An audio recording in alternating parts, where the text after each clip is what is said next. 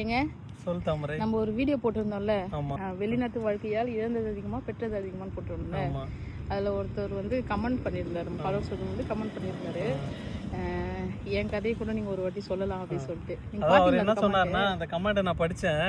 அவர் என்ன சொன்னார்னா, உங்களுடைய வீடியோ ஒன்று ரொம்ப அனுபவபூர்வமாக இருக்குது, எல்லாத்தையும் அதை வந்து அனுபவிச்சு சொல்கிறீங்க. எப்படி நாமளே சொல்லிக்கலாமா? இல்லை, அவர் சொன்னதான் சொல்கிறேன், அனுபவிச்சு சொல்கிறீங்க. என்னுடைய வாழ்க்கையிலுமே நடந்தது எல்லாத்தையுமே உங்க கூட கம்பேர் பண்ணுறப்ப எனக்குமே மேட்ச் ஆகும். நானும் வந்து 20 வருஷமா துபாயில் இருக்கிறேன். இந்த 20 வருஷமா அவர் சம்பாரிச்சு, அவர் தனியாக தான் இருக்கிறாராம் 20 வருஷமா துபாயில். அவங்க ஃபேமிலி வந்து ஊரில் இருக்கிறாங்க. அவங்களுடைய அம்மாவோட அம்மா இருப்பாங்களா, ஆயா, அந்த அம்மாவோட அம்மா இருக்காங்கல்ல, அம்மாவோட அம்மா, அதான் அவங்க ஆயா இருக்காங்கல்ல, அவங்க வந்து என்ன பண்ணாங்க, அவங்களுக்கு வந்து பார்த்தீங்கன்னா 4 பசங்க 3 பொண்ணுங்க, அது மாதிரி மொத்தம் ஒரு 7 பசங்க இருக்கிறாங்க வச்சுக்கலாம். அவங்களுக்கு பேர பசங்க இது மாதிரிலாம் இருக்கிறாங்க. அவங்களுடைய பசங்க எல்லாருமே இதுல தான் இருக்கிறாங்களா, எங்க இது மாதிரி வெளிநாட்டுல. இவருமே வெளிநாட்டுல தான் இருக்கிறா. ஆனா இவர் சம்பாரிச்சு கொடுத்து எல்லாருக்குமே கொடுப்பாராம். இவர் அவங்க குடும்பத்துல யாரு கஷ்டப்பட்டாலும் எல்லாருக்குமே இது மாதிரி கொடுக்குறப்ப என்ன பண்ணுவாங்கன்னா, எல்லாருமே வாங்கிப்பாங்களா, எல்லாம் பண்ணுவாங்களாம். ஆனா இவங்களுக்கு ஆப்போசிட்டா தான் நிப்பாங்களா, எங்க போனாலும் இவங்க ஆப்போசிட்டா தான் பேசுவாங்களா எல்லாத்துக்குமே. எது எவ்வளவு கொடுத்தாலும் லாஸ்ட் வரைக்கும் நிறைய சொல்ல மாட்டாங்க, குறையா தான் சொல்லணும் இருப்பாங்களா. இதுல என்னன்னா, இவர் மட்டும் வெளிநாட்டுல இல்லை, ஆனா எல்லாருமே வெளிநாட்டுல தான் இருக்காங்களா. ஆனா இவரோட ஆசை என்னன்னா, எல்லா குடும்பமும் ஒன்றா இருக்கணும், ஒத்துமையாக இருக்கணும், யாரும் இதில் ஒருத்தங்க கஷ்டப்படக்கூடாது. நம்ம வெளிநாட்டிலேருந்து நம்ம தனியாக கஷ்டப்பட்டாலும் அவங்களாம் ஒத்துமையாக குடும்பத்தோடு இருக்கணும். நம்ம ஒய்ஃபு பசங்களை எல்லாரையும் நல்லா பார்த்துக்கணும். இவன் என்ன கொடுத்துட்டான் கொடுக்கல அப்படின்னு சொல்லிடக்கூடாது ஒரு நாள் சொல்லிட்டு இவர் கொடுத்துக்கினே தான் இருக்கிறாரா, இவங்க ஒய்ஃபு கிட்ட, இவங்க ஒய்ஃப் மூலியமா சொல்லி. ஆனால் இருந்தாலும் எல்லாத்தையும் வாங்கினா லாஸ்ட்டாக திரும்ப எல்லாம் குறை தான் சொல்லுவாங்களாம். இதை அடிக்கடி உங்கள் ஒய்ஃப் வந்து இவர்கிட்ட சொல்லின்னு இருப்பாங்களாம், நீ எவ்வளோ தான் செஞ்சாலும் குறை தான் சொல்லி கிடக்குறாங்க, நீ எதுக்கு போய் வெளிநாட்டில் உட்காந்துக்கின்னு இது மாதிரி தனியாக கஷ்டப்பட்டுக்கின்னு எல்லாருக்கும் செஞ்சு கிடக்குறேன்னு சொல்லுவாங்களாம். அதுக்கு வந்து அவர் என்ன சொல்றாருன்னா, நான் என் ஒய்ஃப் பேச்சை கேட்டுட்டு எல்லாத்தையும் நிறுத்திடலான்னு நினைச்சாலும் என்னால் நிறுத்த முடியல. அதே மாதிரி ஆனா அவங்க பண்றது என்னால ஏத்துக்க முடியல. நான் வெளிநாட்டுல இருந்து என்னதான் பண்றது, ஊருக்கே வந்துடலான்னு பார்த்தாலும் 20 வருஷம் ஓடிச்சு, இன்னும் கொஞ்ச நாள் தானே, முடிஞ்ச வரைக்கும் சம்பாரிச்சுட்டு ஊருக்கு வந்துடும் அப்படின்னு நான் வெயிட் பண்ணிட்டு இருக்கேன். இது மாதிரி வந்து வெளிநாட்டுல இருக்கிறவங்களும் பாதி பேர் நடக்குது. நீங்க இதை வந்து வீடியோவில் சொல்லுங்க. அவங்க வந்து தனியா இருந்தாலும் பரவாயில்ல, எல்லாத்தையும் எழுந்துட்டு தனியா இருந்து காசு கோசம் தான் இருக்கிறாங்க.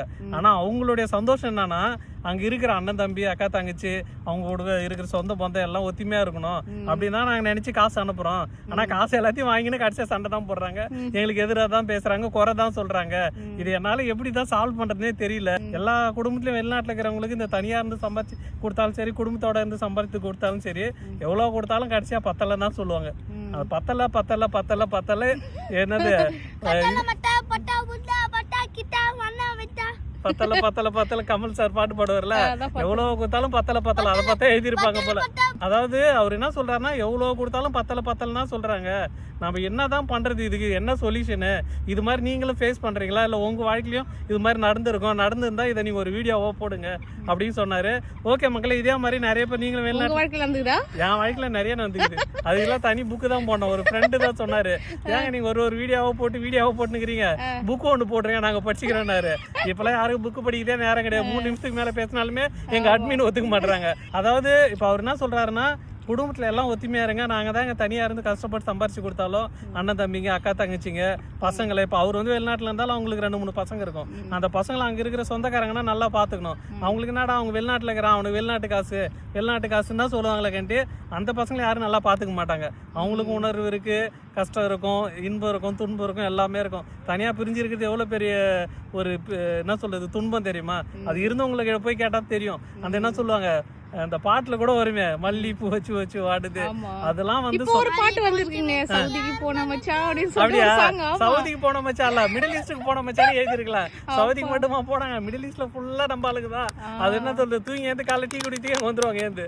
அது மாதிரி எல்லாருமே மிடில் ஈஸ்ட்ல தான் இருக்காங்க. முடிஞ்ச வரைக்கும் காசு சம்பாரிச்சு கொடுக்குறாங்கன்னா கூடுங்கிறாங்க, சொந்த பந்தம் அக்கா தங்கச்சி அண்ணன் தம்பி அப்பா அம்மாவே நம்மளுக்கு எதிராக இருப்பாங்க. அதான் அதோட பெரிய கஷ்டம். அது சொல்லுவாங்க, ரொம்ப புலம்புறான் பண்ற மாதிரி. என்ன போட்டுருந்தாருன்னா, கடைசியா நீங்க பேசுறது எல்லாமே எனக்கு பேசணும்னு தோணும், ஆனா அதுக்கேற்ற நேரம், இதை எடிட் பண்ணி போடுறது, இந்த வீடியோ எடுக்கிறது, இதெல்லாம் எனக்கு செட் ஆக மாட்டுது, அமைய மாட்டுது. ஆனா நீங்க இதெல்லாம் பண்றீங்க, எனக்கோசம் ஒரு வீடியோ போடுங்க. எனக்கு மாதிரி ஒரு தாமரை செல்வி கிடைச்சிருந்தா அவர் போட்டு போறாரு, சொல்லு தாமரை சொல்லு தாமரை. என்ன பண்ண கடைசியில வந்து ஏன்டா கல்யாணம் பண்ணணும் என்கிட்ட பொழுங்கிறீங்க. அது தனி வீடியோ, அது தனியா வரேன். சரி சொல்லி முடிச்சிடறேன். ஓகே மக்களே, இதே மாதிரி நீங்களுமே வெளிநாட்டுல இருந்து எவ்வளவு பேர், சிங்கப்பூர்ல பாதி பேர் இல்ல 3/4 பேர் தனியா தான் இருப்பாங்க. சிங்கப்பூர், மலேசியா, அது இல்லாம மலேசியாவில நிறைய பேர் ஹோட்டல்ல வேலை செய்யறவங்க, இது மாதிரி எவ்வளவு பேர் வெளிநாட்டுல இருந்து தனித்தனியா அது மாதிரி இருந்து காசு சம்பாரிச்சு உங்கள் ஃபேமிலி கொடுத்துருப்பீங்க. நீங்கள் எப்படி ஃபீல் பண்ணுறீங்க, உங்கள் குடும்பத்தில் இல்லை உங்கள் ஃபேமிலி அவங்க எப்படி பார்த்துக்கிறாங்க, இதே மாதிரி பிரச்சனை நீங்கள் ஃபேஸ் பண்ணுறீங்களான்றதை வந்து கமெண்டில் சொல்லுங்கள். அவர் சொன்னது எத்தனை பேருக்கு ஒத்து போகுதுன்னு பார்ப்போம். ஓகேங்களா? ஓகே மக்களே. அதில் இன்னொரு கஷ்டம் என்னன்னா 2 வருஷம் கழிச்சு தான் அவங்க ஊருக்கே வருவாங்க. இது மாதிரி தனியாக இருக்கிறவங்களாம் அவங்க வந்ததுக்கு அப்புறம் பார்த்தோன்னா ஒரு 10 நாள் 5 நாள் தான் அப்படியே எல்லாம் சிரிச்ச முகத்தோட இருப்பாங்க. 10வது நாள் தாண்டிச்சுன்னா வச்சுக்கான் அவங்கவுங்களும் ஆரம்பிப்பாங்க அவங்களுடைய புராணத்தை. என் பொண்டாட்டி உன் பொண்டாட்டி இதை சொன்னா, அவங்க உங்கள் அம்மா இதை சொன்னா, உங்கள் தங்கச்சி இதை சொன்னா, உங்கள் அண்ணன் இதை சொன்னா, அப்பா இதை சொன்னா. அதாவது அவங்க போனால் அந்த 10 நாள் தவிர்த்து நிம்மதியாக இருக்காது. திரும்ப அவங்கள கஷ்டப்படுத்தி தான் அனுப்புவாங்க. ஸோ முடிஞ்ச வரைக்கும் இது மாதிரி வெளிநாட்டிலேருந்து கஷ்டப்பட்டு வரவங்கள அந்த 2 மாதம் தான் அவங்க வாழ்க்கையில் வாழற வாழ்க்கையே. 365 அதாவது அந்த 2 வருஷத்தில் அவங்க வாழறதே 2 மாதம் தான். வந்தாங்கன்னா நல்லா பார்த்துங்க. அது இல்லாமல் இது மாதிரி வெளிநாட்டிலேருந்து வரவங்க நீங்கள் வந்து சொல்லுங்கள், நீங்கள் போனால் அவங்களை எப்படி பார்த்துக்கிறாங்க, இல்லை உங்களுக்கு என்ன மாதிரி பிரச்சனை இருக்குன்றதை வந்து கமெண்ட்டில் சொல்லுங்கள். எதெல்லாம் வந்து அவங்க ஃபேமிலி வந்து மாற்றிக்கணும் அப்படின்றதையும் வந்து கமெண்ட்டில் சொல்லுங்கள்.